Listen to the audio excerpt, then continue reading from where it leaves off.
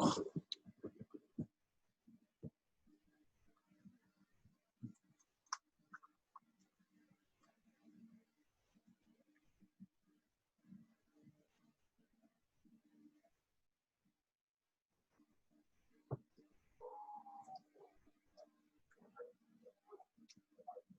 to check our door?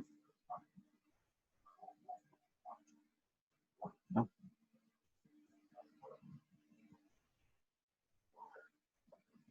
Can you move this stuff?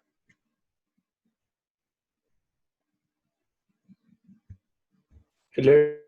Hi, Hello. Oops.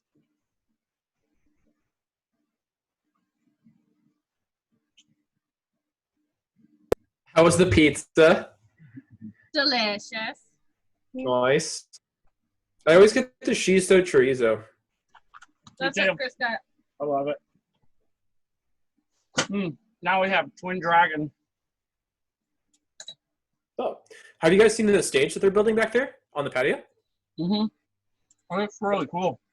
It does. Looks super cool. And I love how all the grapes are growing in like the terrace, the ceiling thing. It's like a cute little overhang. Yeah. Oh my God. We just raced out. Annika was doing a podcast with our friend Memory. Nice. We stopped and grabbed some food real quick. Cool. I'm pumped to have a refrigerator. Tomorrow the peeps are coming through. We're going to drop it off. Nice. So now we have to eat out. And this is it, man. Today was the last day. I love cooking. Cooking's the shit. I love cooking on like the weekend and just like eating food during the week. But I always try to do like some takeout on Friday, someplace in the whip, you know? Mm-hmm. What do you guys think? Do you think you should support multiple local joints during the pandemic, or do you think that supporting one place is the way to go? I think supporting multiple. Yeah. I'm all for supporting as many as you can. No doubt. Right.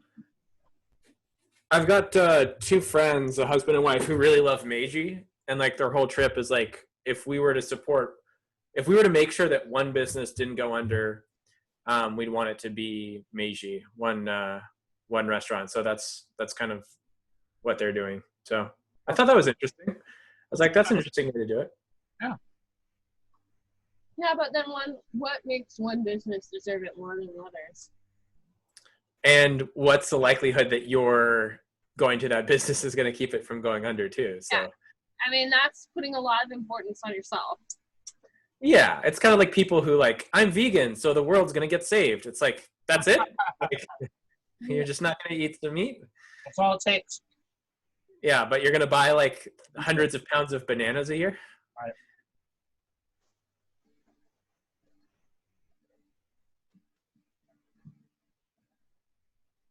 All right, let's put our food away. I'm not going to.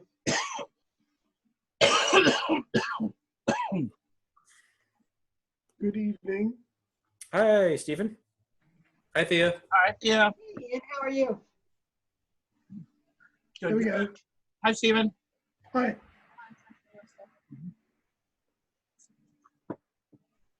Don't mind us, we're eating dinner. I'm just looking at Stephen's Zoom cam. I feel like it's like a public access show from the 1990s or something. It's an external camera that's, because my laptop doesn't have a camera. Gotcha. So it's an external app. The T-shirt is to commemorate the anniversary of Tiananmen, which is tomorrow. Nice. That's solid.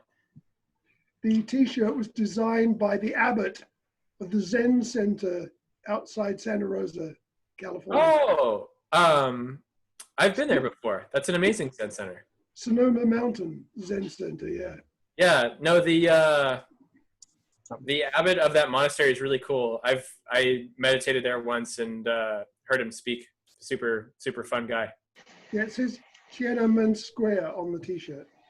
Totally, I can see it. It's super stylized, and there's a bit of what appears to be blood as well. Yep.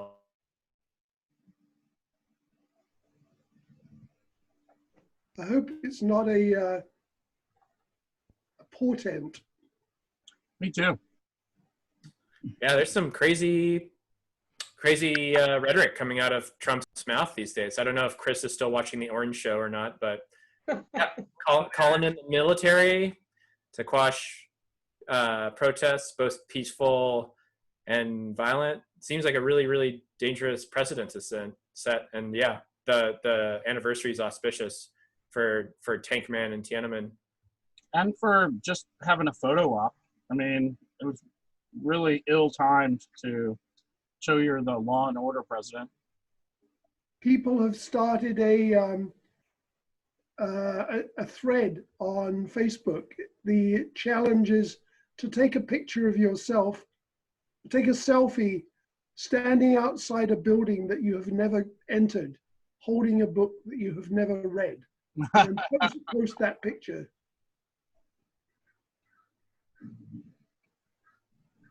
Hi, Christy. Hi, Drew. Hey. Good evening.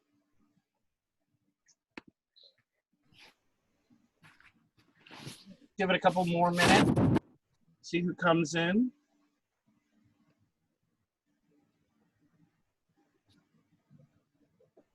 Are you Ian, doing laundry right now, Thea? Hey, I'm folding laundry. I've been doing construction all day and I need towels Nice.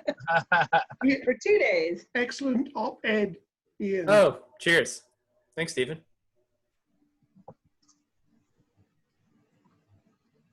Did you have to get it approved by everybody else in the neighborhood, whatever, leadership council, whatever it's called? No, so David and I were already had approval by the NLC to advocate for our lobbying strategy. Yeah. So that was just part of kind of the overall efforts. Yeah. So it was interesting to see that thing get whittled down. Might be useful for the WCC in the future if we ever need to publish something in the Register Guard or Eugene Weekly. But yeah, I mean, it went from 850 words to 750 words to like 500 words, and then some of them got changed by the Eugene Weekly staff. But yeah, it was cool to see what we finally ended up getting across the finish line. What sort of They did feedback change it. have you received so far? What's that? What sort of feedback have you got? Some pretty solid feedback from city council members and budget committee members about the value of neighborhood Yeah. associations. Good. So I super doubt that neighborhood associations are going to get their funding reduced for FY21, the next fiscal year that starts in July 1st. And I'd be super, super surprised if neighborhood associations got a reduction in neighborhood community matching grants, So I think we're okay. What I don't think is going to happen is any more money going to neighborhoods. Yeah. But we'll see.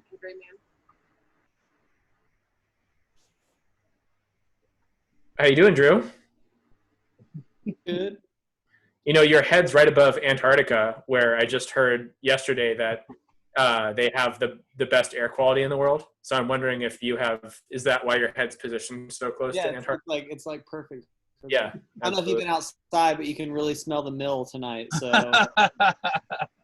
Nice. Smells like grape nuts. yeah, the wind's blowing this direction tonight. I don't know.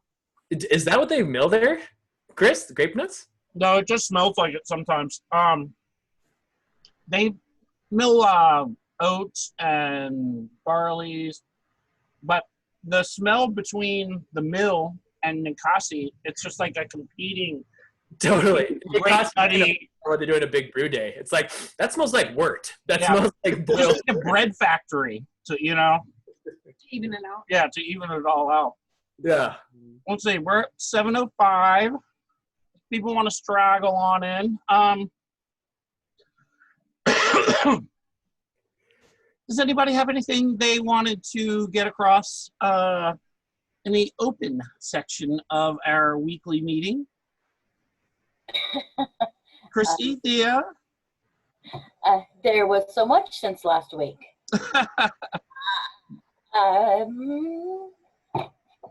I'm going to be making masks for HIV Alliance. And I know they're still looking for a place to be. This one's for you too. What do you mean a place to be? Read it. To do their needle exchange, Oh, a permanent place. They're not open yet though. okay. So are they not doing a needle exchange anywhere? I didn't get that. I don't know if they are or not.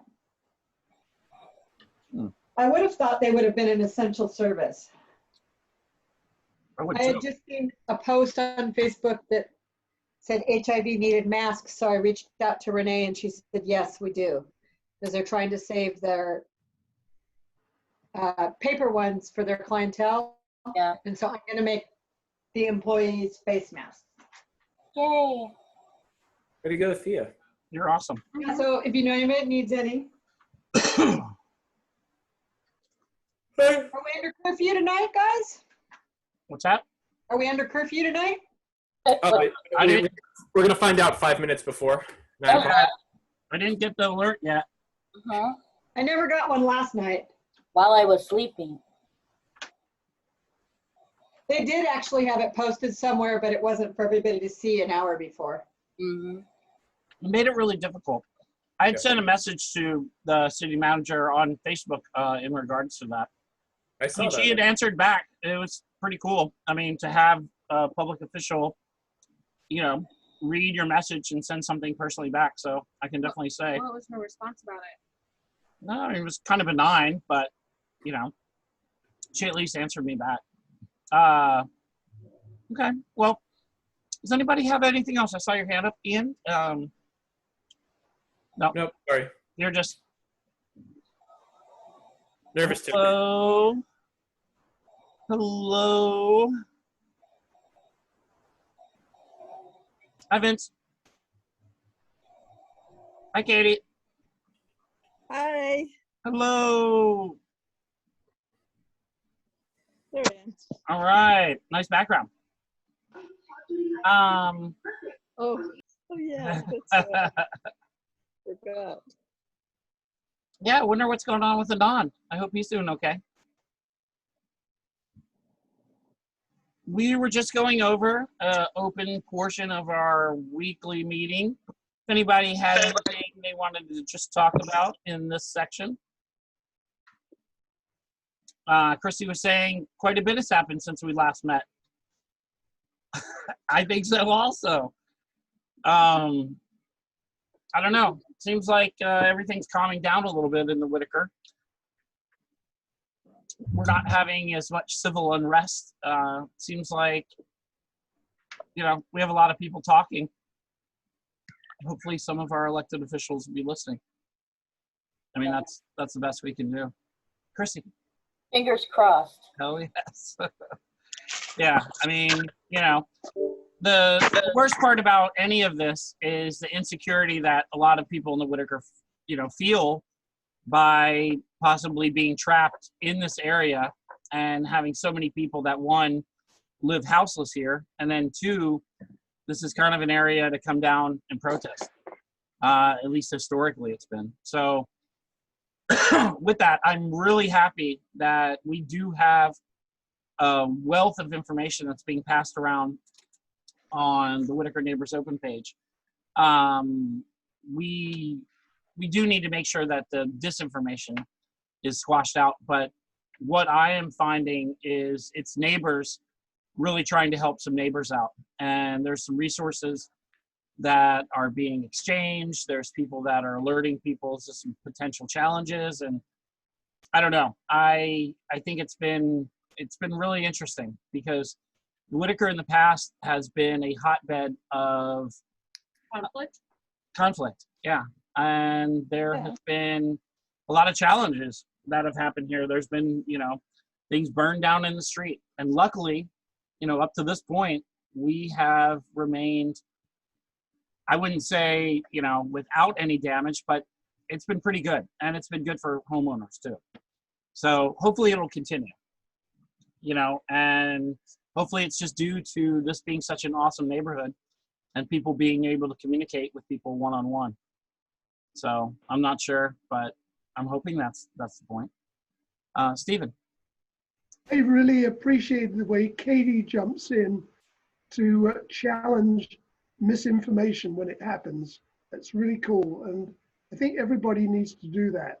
If you hear something that doesn't sound like it meshes with other stuff that you heard, to challenge and ask for the source of the information. Really cool. Thank you, Katie. Thank you. I'm glad I'm not just being busybody. Not totally a busybody anyway. No, it is good. Mm-hmm. It is good to fact check things. You know, it's really easy for anyone to further a message just by pressing share. You know, Too easy. I think it is important to make sure that whatever we do, because if we do have any sort of audience at all, hopefully we're not having to go back through and say we're sorry for pushing, you know, something that we know is not true. We do have a lot of video that's happening right now. Go ahead, Thea. Chris, do we know how many people from out of the area came in this weekend? Because I know the park had quite a few people that were here for the action, Yeah. and they're gone now. It's much quieter, Wow. but they were trying to stir things up in the Maury Jacobs Park, and that crabby lady that lives at the end of the street gave him the evil eye. Yeah, you know, the one thing I did notice is we did have a slight influx of people, but in my neighborhood, I saw less people camping on the street and in a tent. So I'm not quite sure, you know, the reasons for that. Maybe they were otherwise preoccupied doing something else, but it was pretty chill on 3rd. So I don't know. I'm hopeful that, you know, this rage is going to be channeled in a super positive way, because there's no way for us to quantify or even, you know, have a voice in other people's rage. So I'm putting on my listening ears right now. You know, that's all I can do, because I don't know, 400 freaking years of oppression is really difficult to quantify in a weekend, you know. So, but that being said, I think our first order of business, which is maybe our only order of business that I did have tonight, was our conversation with the city. Ian, you want to jump right into that one? Sure. Well, I mean, like, you were the level head in that. Ian and I played good cop, bad cop, and it was absolutely darling, to tell you the truth. I'll let Ian describe it, because he was much more passionate than I was. Yeah. So, like, I don't feel super great about it. You know, I try to Me stay neither. level-headed. But yeah, I just got pretty upset because, you know, I haven't lived here a whole long, and yeah, I really don't have a deep relationship with a lot of members of the city, but I really felt that, you know, the actions of the 2 staff members we met with, Reagan and Peter, are kind of representative of a really deeper systemic problem in the city. They want to move camp to Skinner's Park, but it's not with the same policy and operation asks as the sanitary housing model that we have, and there's no funding behind it. They came to us without a dedicated funding stream, and they just said, we're looking at this park as a place to put people from the designated temporary shelter sites that the city's demobilizing. So I got like super kind of hot and bothered, and Chris was really good about tempering things down and kind of, you know, yeah, just making sure that we continue the conversation. But yeah, I kind of got furious because it feels like they're really insulting our intelligence by stating that, oh yeah, we'll take care of it. It's like, you obviously did not take care of making a promise to 32 people and then kicking them off the places where they were housed previously. And I'm tired of, you know, let a community organization like the WCC develop a solution like sanitary housing and then bring it to the city, rather than the city bringing a half-baked solution with no funding behind it to the Whitaker. It just seems grossly irresponsible and kind of continuing this problem of city not having long-term policy solutions or funding to bring services to people who need it. So I didn't, you know, sling insults or anything. I just kind of felt that, you know, the city staff members were put in a really tough position. And yeah, they didn't talk about additional enforcement. They didn't talk about the funding, and they didn't talk about how this fits in with the county's work, a larger strategy to transition people out of living in shelters. So Chris was like, you know, kind of put his hand on my shoulder verbally and, you know, talked me down a little bit. And yeah, I don't know if you want to talk about what you asked. Well, it was funny when we were having the conversation. I was like, Ian speaks your language. I speak the language of the people. So when he was trying to explain to them, like, so you're meaning to tell me there's nothing in this budget or the next budget that's going to ensure that sanitary housing is going to occur? No. Okay, so you haven't identified any other sites. Oh, we do have some, but we're keeping our cards close at hand. Okay, well, with Ian working with the Neighborhood Leadership Council, that's pretty good access to the rest of the neighborhoods. The sites that they had close at hand, I think there was 4. And it was, after years of work, that's all they had come up with.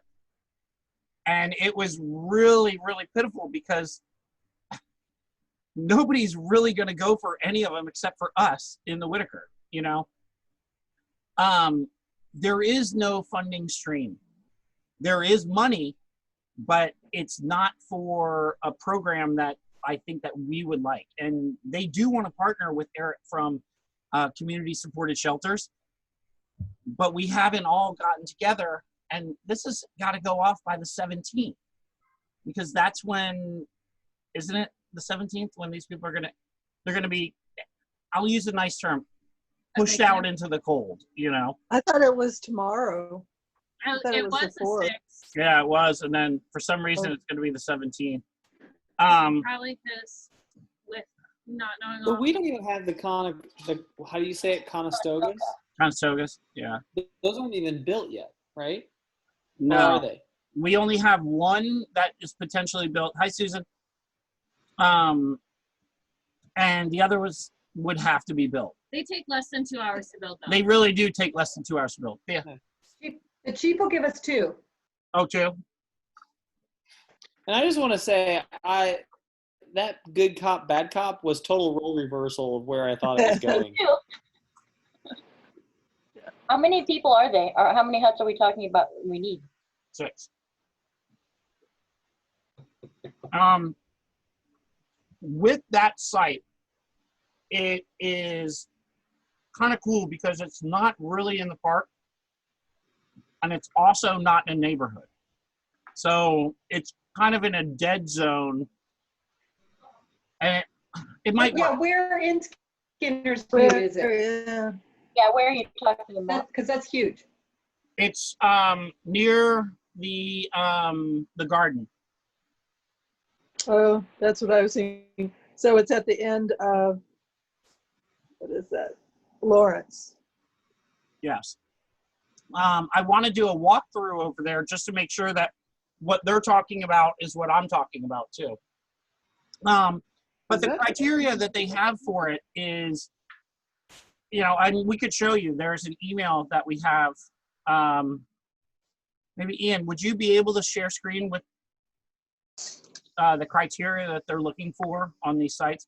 But that's the other thing too, is when we got into more, and I'm sorry I'm all over the place, but the more we got into the conversation, the less it was seeming like our model, such as we were advocating for no alcohol, no drugs. We're not going to drug test people, but we don't want people to consume on site, and I'm sorry, that's just a rule. It's not do as I say, not as I do, but this is what we think might work, but the city wasn't thinking that. Like it was very interesting. We're going to have a subsequent conversation about this, but I'm not feeling really good about putting a site, and Ian can probably, follow this up. I'm not feeling good about putting a site in that is not going to be funded, and we're going to end up making these people even more insecure with housing. We're not going to be able to follow through with our sanitary housing in this short amount of time, pushing these people into the site. It's just, we don't have anyone that could take care of it. Chris, we gave them sites 2 years ago. I know. Did they look into any of those? They said that they did, and they ruled out tons of them. They're trying to stay on all city property. Believe me, I know. it's kind of a weird conversation because Ian was probing them to have them give us the sites so that he could probably do some due diligence with the people on the Neighborhood Leadership Council. So then all of a sudden they hemmed and hawed and then did give us a couple sites. And Ian's like, okay, I'd really like it if you would give me the rest of the sites. They're like, that's it. And I think we both looked at each other into the camera and it was like, oh my God, this is like theirs wasn't 2 years. I think it was 4 years of work. So, I mean, this comes back to we're going to have to figure something out for ourselves, not on their timeline. And we're going to have to find a funding stream, that's constant because we can't leave these people high and dry once we decide that we're going to take care of them. I mean, it just. Did you hear back from Nikos? No, but I did send him another message the day of that meeting and same as Steve. Well, community-supported shelters may have funding streams to actually build and maintain these. We just don't know, and we should talk to them about that because. Yeah, but we also want to make sure that we have a little bit more control over the people that are going to go in there and also the rules that are going to be for the site itself, just due to the things that we're looking for. We're not looking for this to be just another place that's going to fail. Not like a Highway 99. We want some sanitary housing. We want some people in there that are going to be awesome neighbors and are going to contribute to this community, because there's so many people that want to, and they just need a home. So the other thing is, Ian and I were talking about too, is maybe trying to get Cheryl more involved in this conversation because the mission is a clean and sober. That's what they would like. And they have a lot of property. So if there was some way to have something that's clean and sober with them, I think that might be a win-win situation for us. Go ahead, Ian. Yeah, I agree with you, Chris. And, I think that we can do sanitary housing with the features we're asking for and have the policy asks of council and the operational asks of the Eugene Police Department. So we have 24/7 enforcement of sanitary housing areas. And we do it on a small scale with multiple operators so we can see who we want to work with the most. So maybe we're doing one with Cheryl at the Eugene Mission, which is a high barrier, clean and sober. We're doing another one with community supported shelters, which is low barrier where people can't drink or smoke or do drugs inside the facility, but we're not drug testing. And then maybe we do another one where it's like two Conestoga huts, and maybe we're the one that's managing it. But yeah, we need money for full-time equivalent staff. They're doing the wraparound service provider piece of it. We need money for the huts itself. Yeah, and I think the city and the county are the best people to fund this. I'm trying to see who has got the money with the county through NLC. And what I'm hearing is not a no, but definitely not a yes, that the county's interested in funding this. But I think that if we are slow about it and deliberate about it and move towards presenting something to the city council, showcasing what we're asking for, I'm pretty sure that Reagan and Peter would be allies for us in moving forward sanitary housing. I don't think Reagan and Peter are the problem. I think they're symptoms of the problem, right? That the city's making these snap judgments without thinking more broadly about what the impacts of that are going to be long term. And then, we're stuck with a situation where they're desperately trying to rehouse people. And, I agree with you, Chris. I don't think that, I think we should save Skinners for sanitary housing, right? But I also think that we can say, hey, we're not ready for sanitary housing now, but what if you put 6 people at the, the Parks and Open Spaces parking lot, right? So that's city-owned land. It's a parking lot that's not impacted. And then we could say, and you help us move our sanitary housing proposal to council so we get what we need quickly, and then we can move forward with our model and just not do something that's so reactionary. Yeah, and without having that adequate funding stream like we were continuing to hear, it makes it really scary because we're not taking in a lot of money at all. We have local businesses that have been hurting, but if, things open back up soon, it would give a local business a really good advertising. I don't want to use stunt, but I mean, building community housing, you know, I mean, because if we have a dollar amount, say 1,200, and say 3 or 4 businesses donate that, that means 3 or 4 people get a home. Because of the, How much is a Conestoga hut?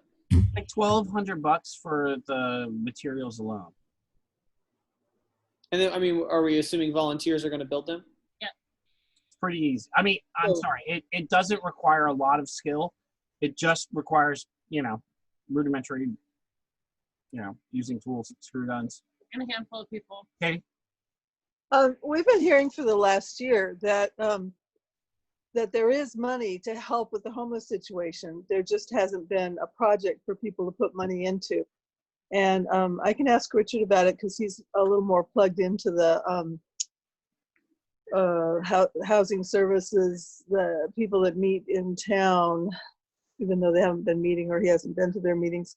But you know, that I've heard that for the last year, that there's money, there's private funds that people are willing to put into it, but there hasn't been projects to put into. So You it mentioned seems that. like we should look at the bigger picture and try to figure out where that money is. Yeah, because I mean, like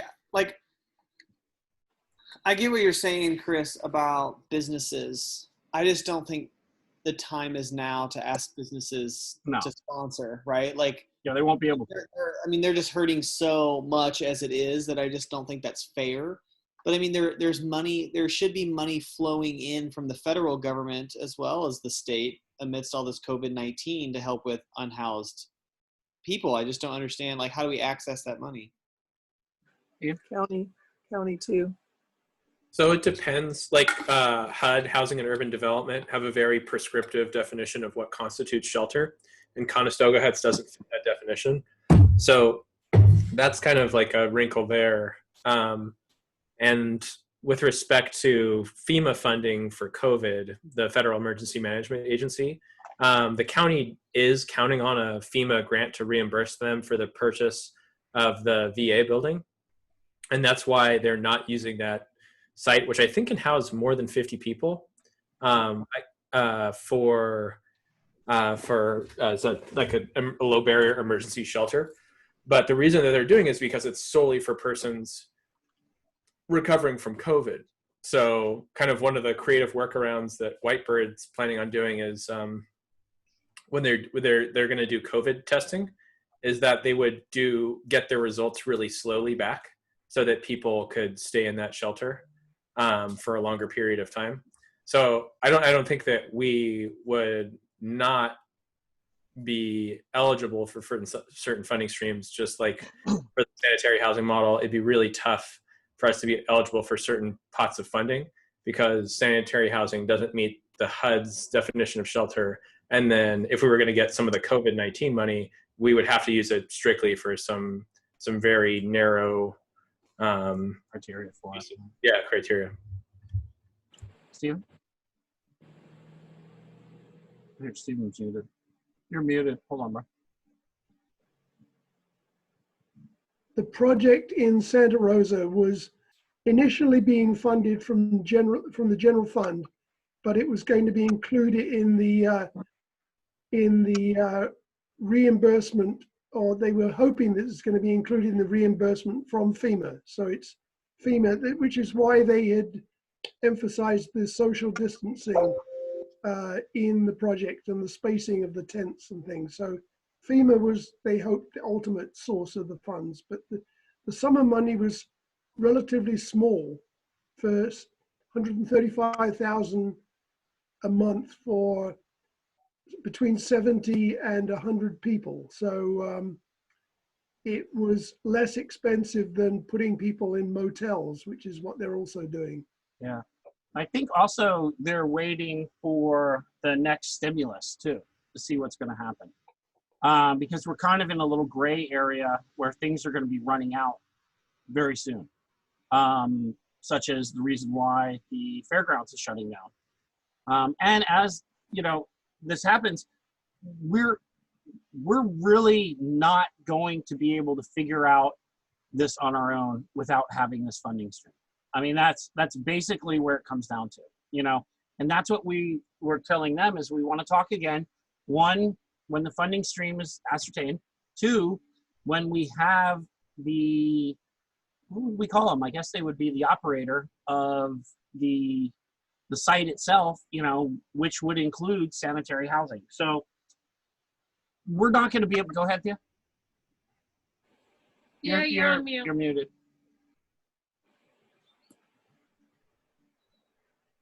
Yeah. Still muted. There you go. You there? Nope. I can't hear you. Is your microphone plugged in?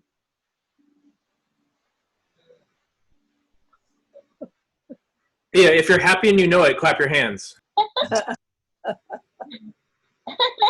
hear you. You can hear us. Well, No, hold she's on. not on mute. Oh, she is now. Now you're muted. Hold on. Now you're not.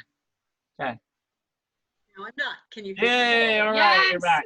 We can hear you. Okay. My little red thing wasn't on there. Anyway, do they have an operator in mind? Community supported shelters. And that's the only one they have in mind. Uh-huh. Well, and that's what concerned me too, because we want to make sure. I'm sorry, we sat in all these meetings. I know. We want to make sure though that it adheres to what we are describing as sanitary shelter. And I don't think that we're going to get our model this quickly. Drew, were you going to say something? This is just a thought. Since businesses are hurting, how many property managers do we have in the Whitaker? Because, if we have 6 property managers who are willing to put up 12, for a property manager, $1,200 a month is nothing, right? That's my rent, right? So I wonder if we reach out to the people who are making money off of housing in the Whitaker to pay $1,200 to build a Conestoga hut to support housing in the Whitaker. I mean, it's a great idea. I actually think you just put it out to the public because there are people that would. Yeah. There's enough clubs around town that would. Well, That's my so opinion. yeah, I mean, is that what we want to do? Because we can create some revenue for these. We can do this, but the long-term viability without the city or the county kicking in, it's really going to look rough. I mean, it's going to be very difficult. The porta potties, those are expensive. Finding ways for people to cook, gas. Oh. Hey, Vince, did you have something to say? Sorry.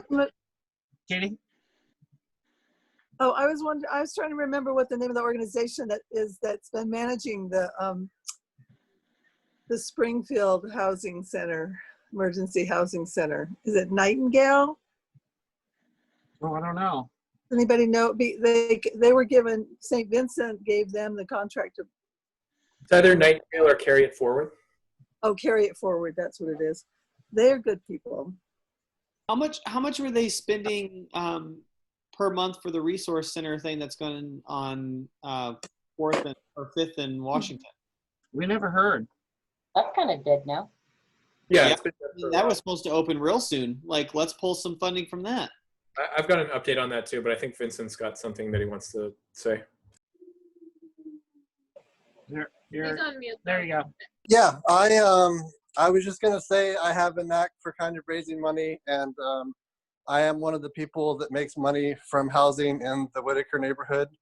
It's not always in the Whitaker neighborhood, but there is a plethora of funds available in the realtor network for causes that are properly promoted and, I guess just that we can present to people. So if we have like a packet or a project or something where we can say, this is what you can give, this is what it provides, and this is what it creates, I'd be happy to infiltrate the realtor network for you guys.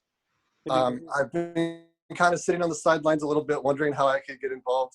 Chris knows that I have a knack for creating money for stuff. So if you want to create like a sidebar, Ian, at some point and get offline and see how we can kind of further delve into this, you're exactly right. It's just persistence. Like, you just have to have a cause.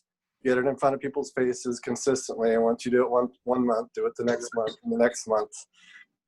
And that's when you really start to gain traction. Yeah, that would be great. That would be awesome, Vince. Well, and I mean, I guess to some extent, like, if we were to just start by getting funding for the Conestoga huts so that those can be built, like, we can find places to put them, or we can find churches or whatnot to use them until we have an actual space, right? Like I kind of like and I could be wrong in this, but like the crisis is happening now, right? So like to take an unsheltered person and to give them shelter any way we possibly can is important right now. But like to wait for the city to give us a plot of land and to get the money, I mean, God, that's so much red tape and it's going to take forever that I feel like if we wait for that, we're just going to be spinning our wheels. Oh, yeah. I know Yeah. they would But- rather put them in places that can be like semi more permanent. Like they don't want to put them down and then have to move them a month later. But the beauty of them is that they are semi-permanent and they can, move them if necessary. But yeah, we don't want to set people up to fail, and that's kind of what they're.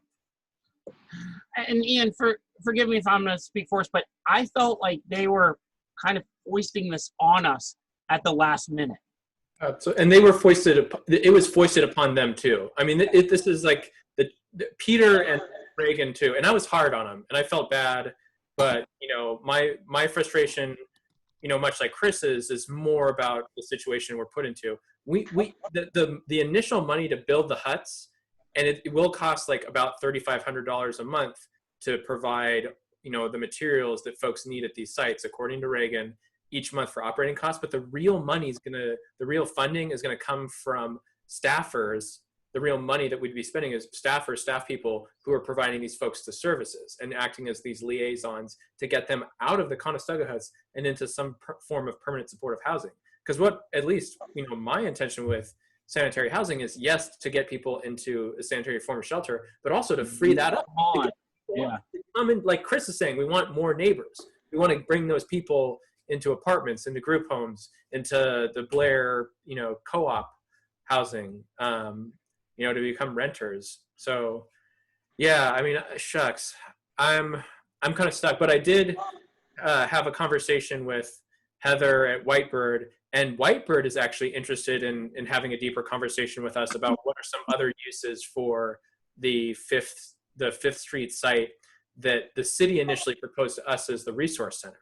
I think that it would be a lot more effective if we were working with Whitebird to propose something to the city, rather than the city not working with Whitebird and not working with us to say, this is what you're going to use. It's like, what? You never asked us.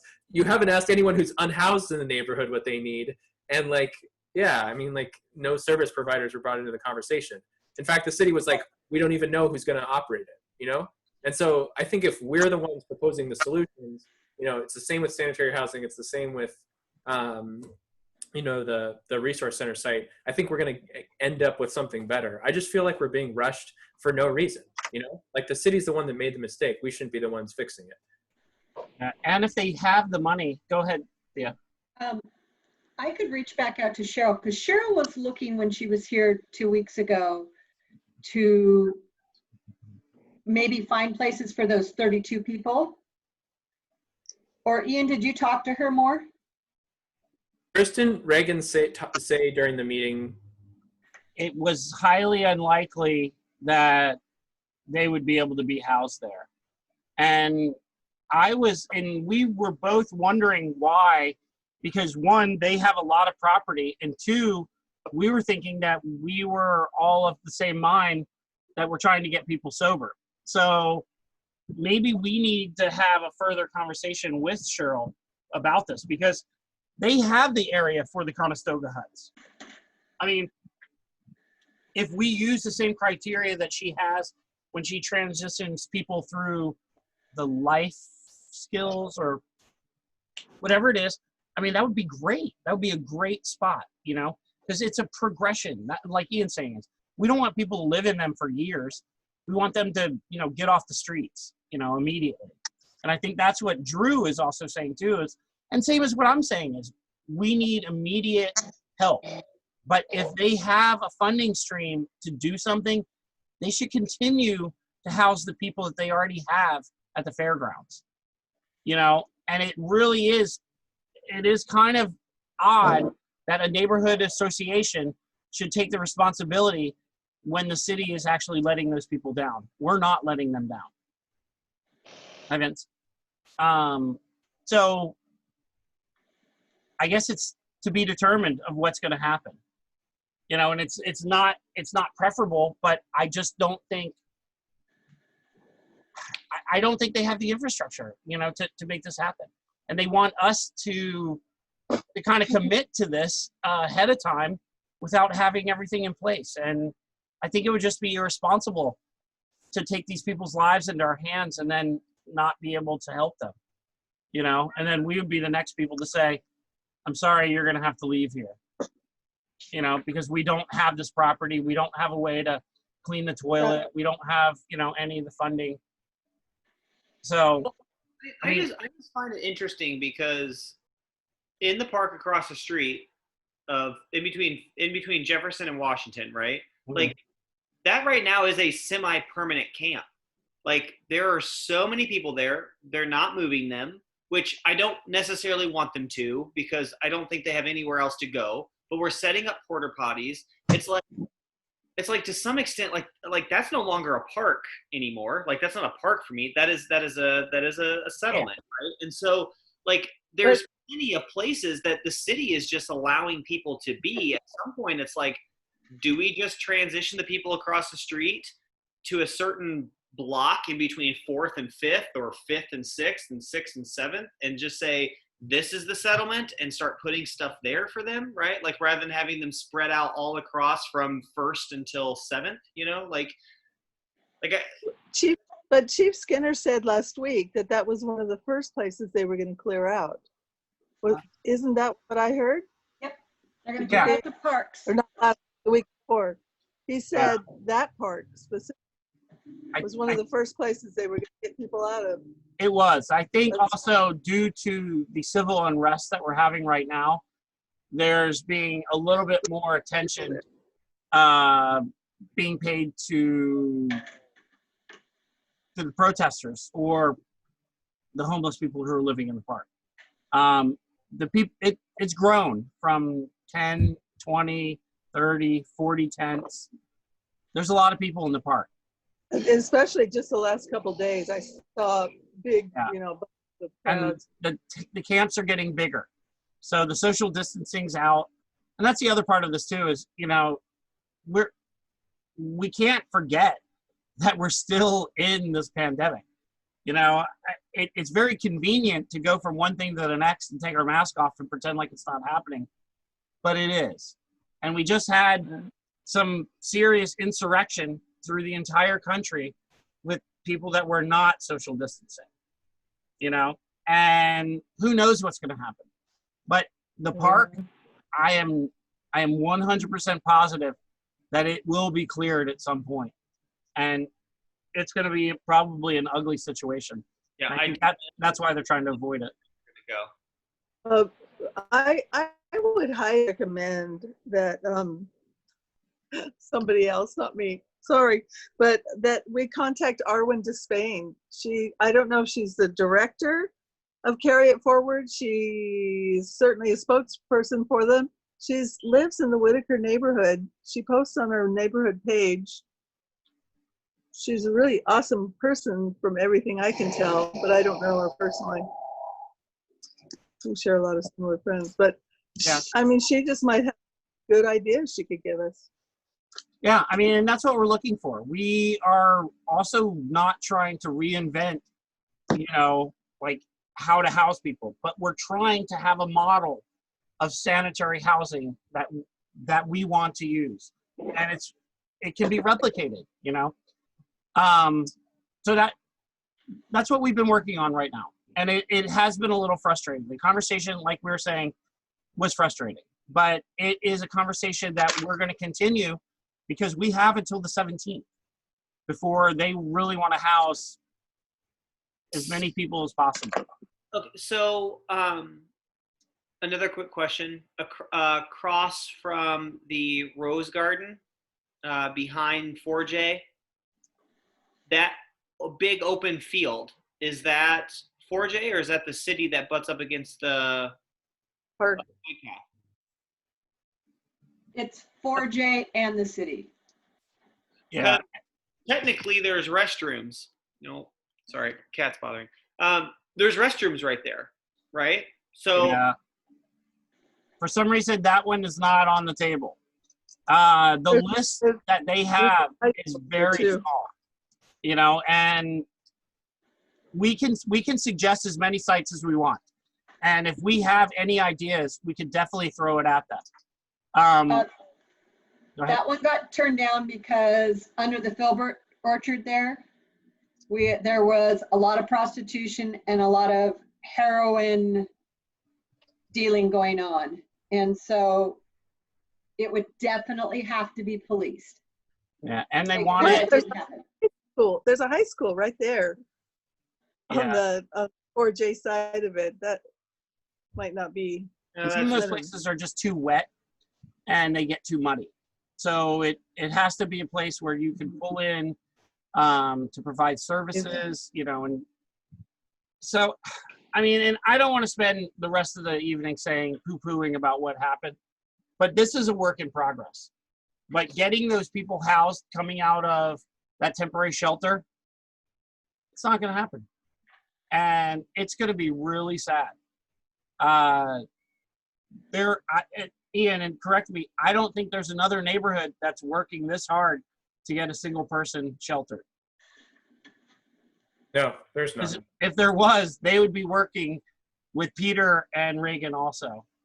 So No, Drew, go Yeah, ahead. I'm the sorry. power that we have as the Whitaker Community Council, and I'm serious about that, is that if once we get sanitary housing tight and we vote on it as the board, maybe this month on the 17th during our board meeting, like we will have far more substantive of a proposal that's neighborhood led that other neighborhoods already have heard. Ian, I'm interested in this. And I said, we can wait. I will wait until the board votes on it and we bring something to the city, because if we can propose something to the city that they can pilot here in the Whitaker, they will invest in us first. And if they invest in us first, we will finally get some of the resources and the enforcement that we've needed for years. But we can act as the model because it's in the city's own interest to be able to show to other neighborhoods that this works. I just think, like Chris said, it's a work in progress, and it's something that's uncomfortable for the city too, because they don't like, in their minds, neighborhoods are the ones who say no, right? They're very rarely the ones that develop homegrown solutions to be able to serve populations that are vulnerable. And so the Whitaker leads again, you know, I mean, that is what we do. We create the models. Go ahead, Thea. Well, I'm not on the board, but Ian, are you ready to propose it? Because you guys used to put things up ahead of time and people would vote so that you could move forward your definition of sanitary housing. I mean, I have it in front of me, like the features of it, the policy asks and the operation asks. There's just a couple of other parts of it that I want to put together. Do you need help with that, or you good? Definitely, yeah. So like the pieces that I still need help with is, you know, Chris introduced me to Mark Frohmeyer. Yeah. And I sent an email to him. So I wanted to do a couple of letters of support, one from nonprofit service providers, one from businesses, showing the city that, you know, this is something that they want to be interested in.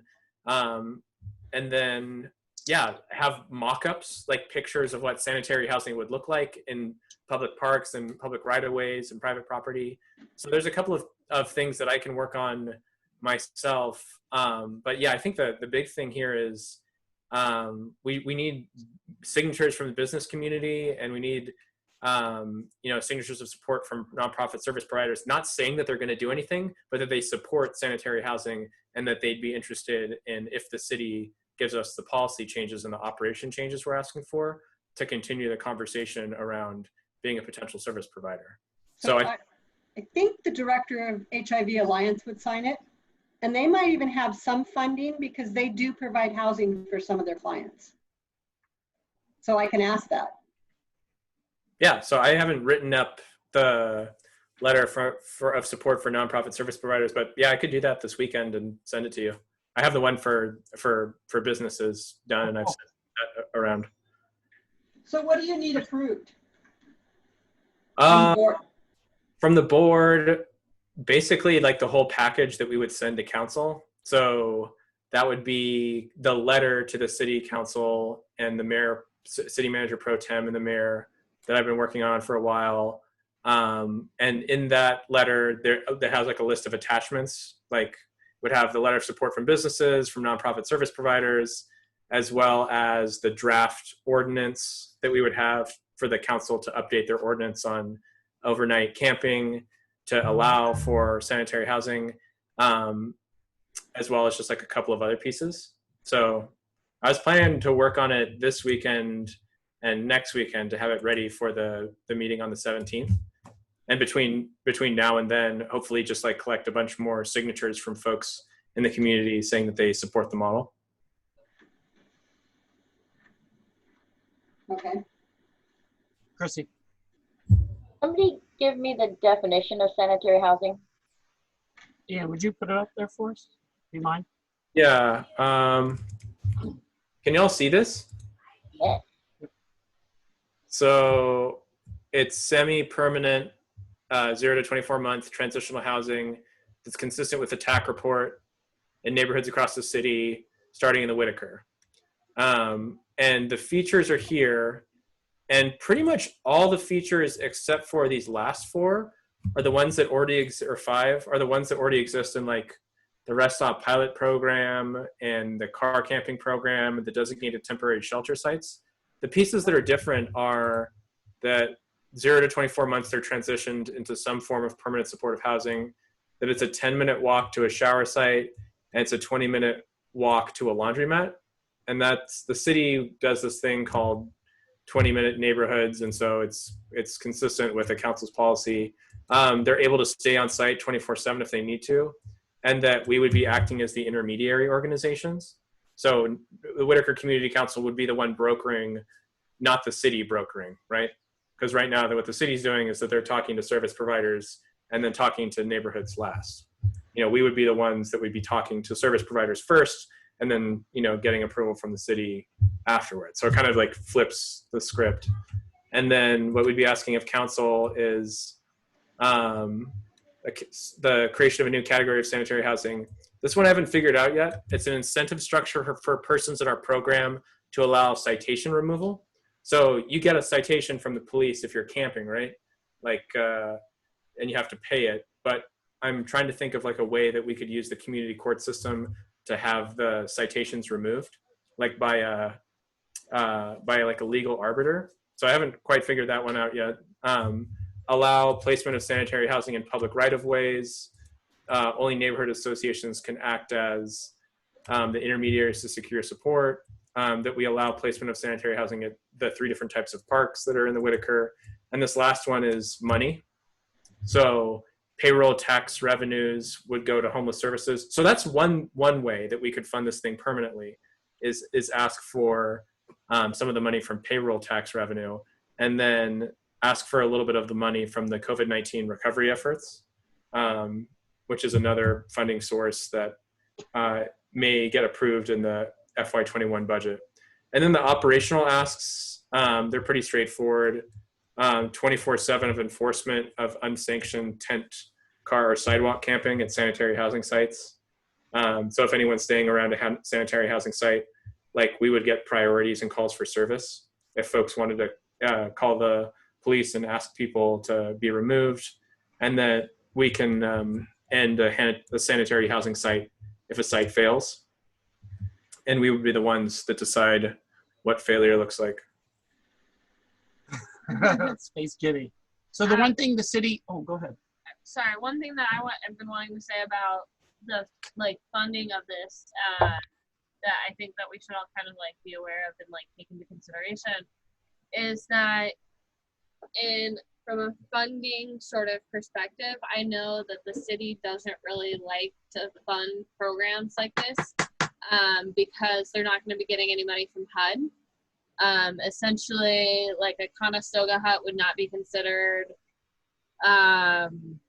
like sustainable housing, and so they're not going to get money from HUD for anything like this. And so if we can fund it ourselves, then we're probably going to have a much better chance of like actually having council on board.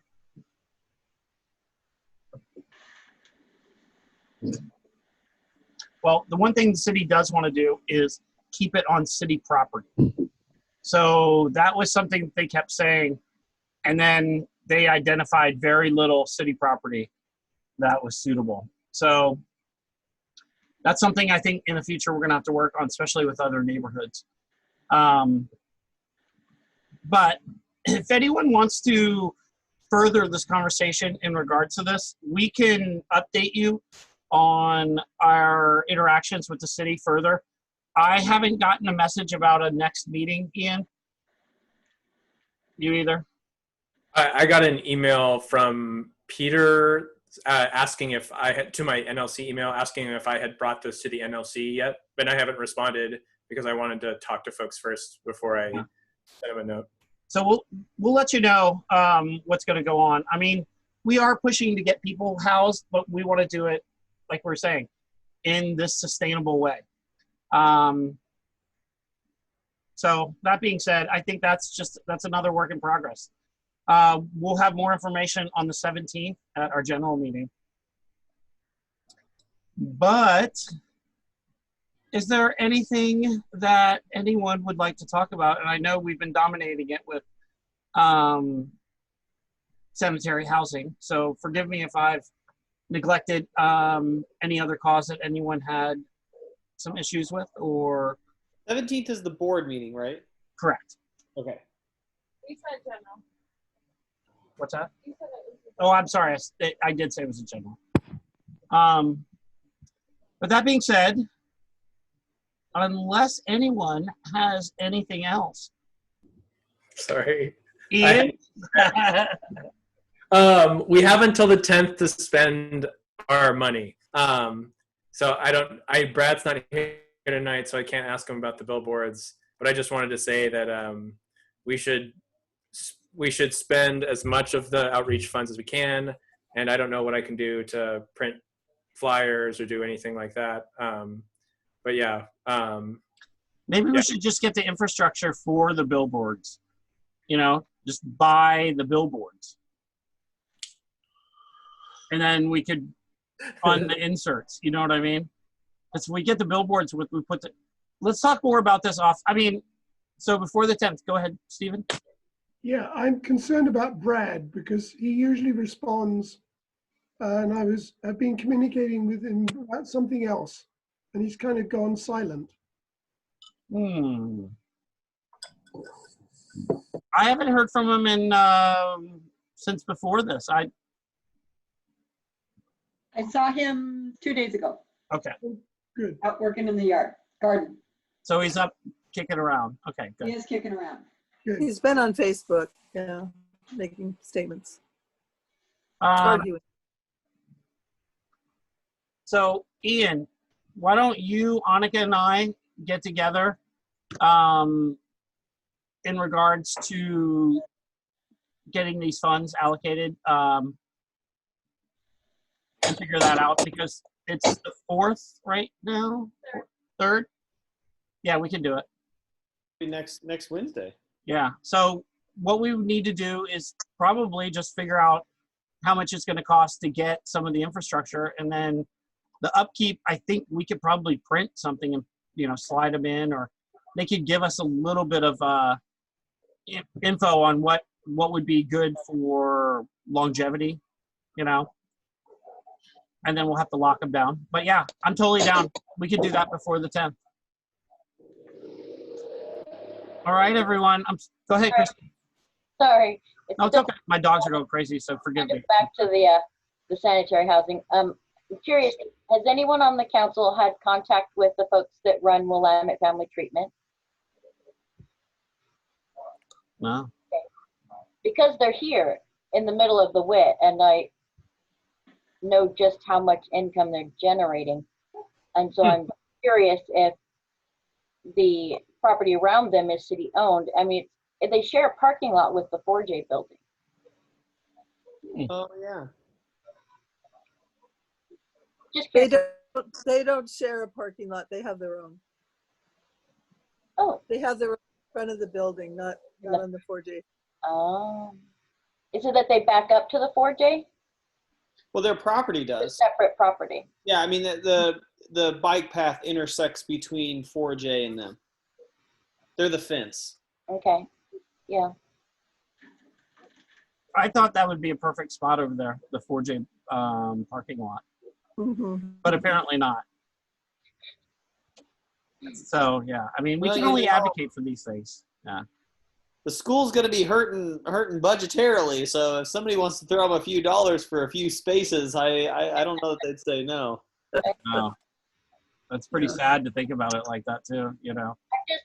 I've seen the staff there, so I walk through there daily, and I've seen the staff there out kind of policing the parking lot also, because it's a sober living, it's a treatment facility. They're seem to be very aware of the surroundings and who's out there and what's going on, and so I just thought that would be a great place. Yeah. Did you want to reach out to them at all? Yeah, I can do that. I know of 3 people that work there. Okay. Yeah, that'd be cool. I mean, if we could get them involved and just let them know what we're trying to do, you know, because we definitely need more businesses on board. I can imagine, because some of their clients are homeless already that are coming in. Right. Yeah. So Alan was game with the possibility over by them, but that would mean reaching out to eWeb, because it would actually have to go on eWeb's property. And the city might be game for that. I don't know. I mean, that spot was actually cleaned up just recently, which was really nice. Yeah, that was. Yeah, that worked.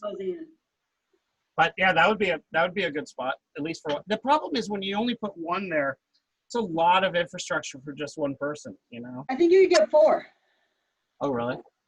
if you pulled them off the street and put them on the eWeb thing. We should involve Alan in this conversation too. You know, have some separate Zooms with him. You down with that, Ian? Okay, cool. Maybe we'll have Thea try to set that up. Just that would be nice to identify another site and see what could happen, especially if it could benefit him in a way where he doesn't, you know, have all the challenges that he's now experiencing. But I still need to talk to Lisa, his manager, because I've already talked to him, but I need to talk to Lisa a little bit. Well, we won't mention that to the city then. We'll just leave that on the back. That's a possibility. Do you want me to reach out to Cheryl or not? Yes. You do? Okay. Yeah. I think she would be good to be informed of how quickly they're trying to move. And I mean, maybe she could help us in some way, or she could also reinforce the fact that we probably should wait and not rush into something. Yeah. That was her words of advice 2 weeks ago. And that was, I had a private Was it really? I had a private conversation with her, and she said the exact same thing to me.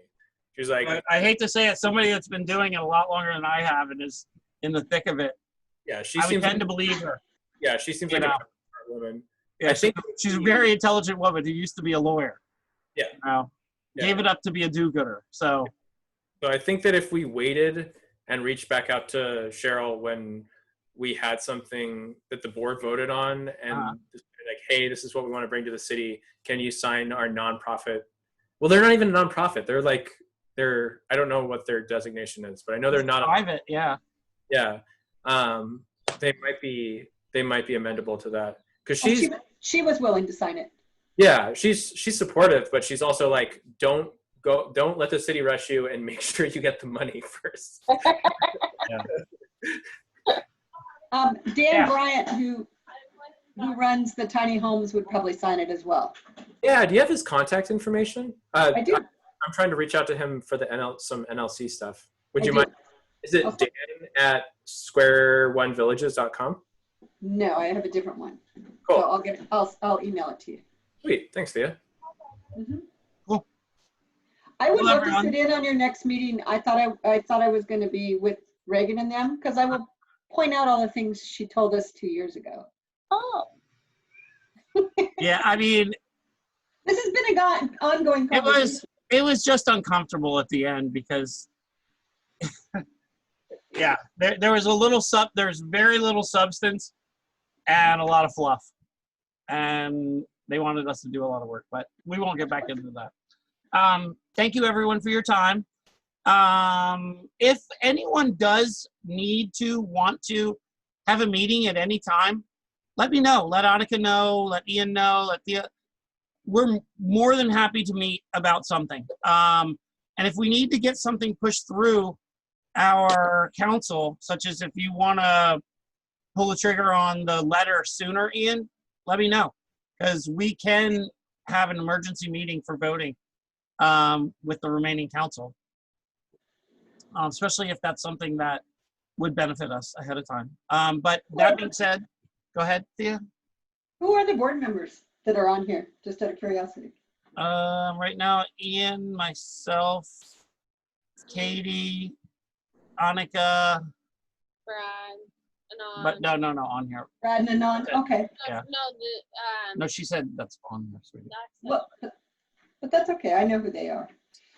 You met him before? No. Okay. Well, thank you very much. I appreciate everyone's time. We'll meet again on Wednesday. And Ian, I will contact you tomorrow if that's okay. We could talk about spending the rest of that money before the 10th. And if anyone talks to Brad, please tell him we missed him. Right. Thank you, everyone. Have a good week. All right. Good night. Everyone. Thanks, you too.